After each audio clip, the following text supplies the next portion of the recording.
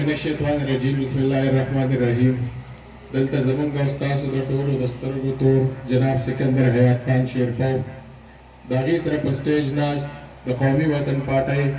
ذمهواران عقدهداران نور سپینروبي مشران ما ته مخامخ د زیم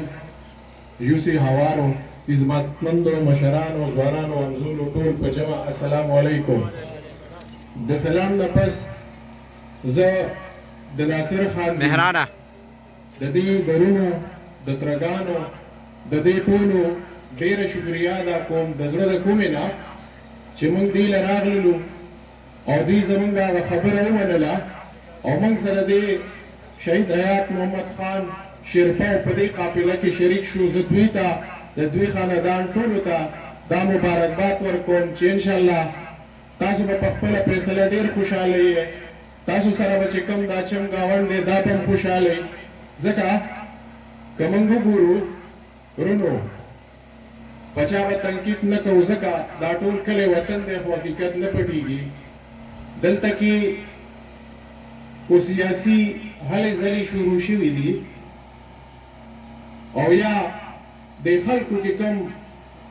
شعور پیدا کړی او چا پیدا کړی حیات محمد خان شهید. ځکه چې زموږ د دې شیرپاو خاورې دپاره د دې ماشومانو دپاره د دې د مستقبل د سوچ دپاره د دې دپاره د هغې یو مشن ده سیاست چې زما د علاقې ځوانان دا کسان چې څومره راځي چې یاره دوی یو سوچ یو فکر یو سلسله د دوی یو مستقبل جوړ شي. نو د حیات محمد خان شهید په موږ باندې په تاسو باندې د هغې ډېر غټ احسانات دي. زه وایم چې څنګه ډاکټر صاحب خبره وکړله چې هغوی شپه او ابراهیم ورځ په ځان یو کړې ده.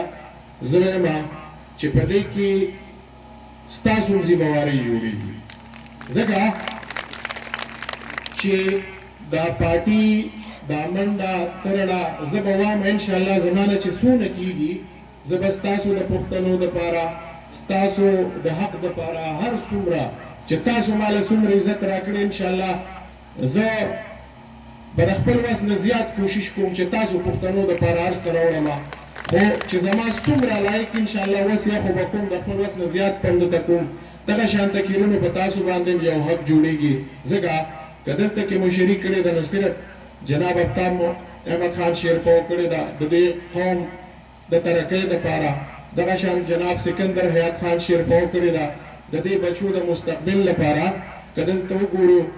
که د بجلۍ کارونه وګورئ که د سوی ګیس کارونه وګورئ یقین وکړئ د چا نه پټ نه دي.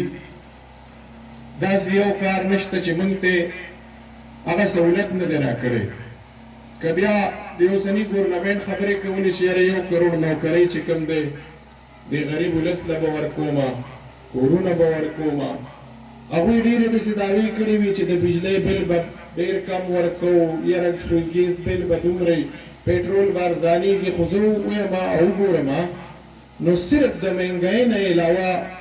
دې بل څه دې پښتنو له ور نه کړل ځکه چې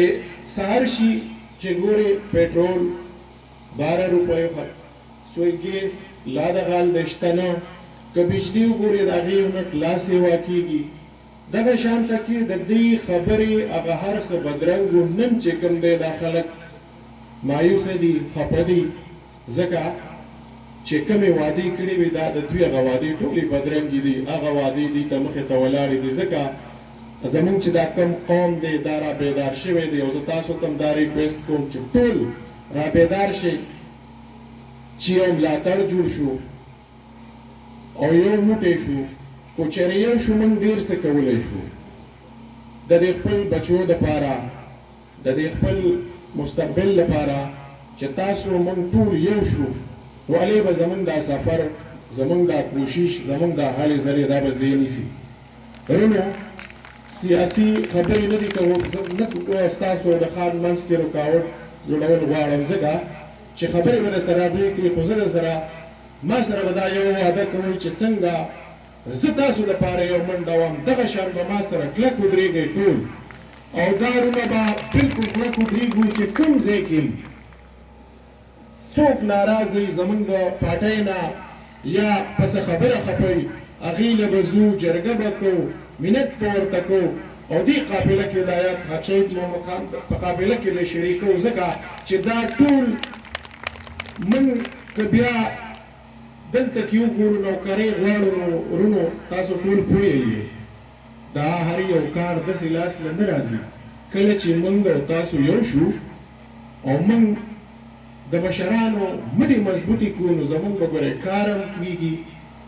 نوکرۍ به هم راځي روډ به هم کېږي هر څیز به کېږي که چېرې موږ یو نه شو نو یقین وکړئ چې ګورئ سرانه نه جوړېږي په دې تاسو اتفاق کوئ چې یو ځای به ودرېږو کلک په ولاړې د دې خان سره که خیري ټول لاسونه اوچت کړئ ویې پړقوئ چې دی ټولو ته پته نه لګي چې خیر یو وي تاسو د ناستو ملګرو دلته څومره قدردان مېلمانه دي د دې ټولو د زړه د کومې نه ډېره شکریه ادا کوم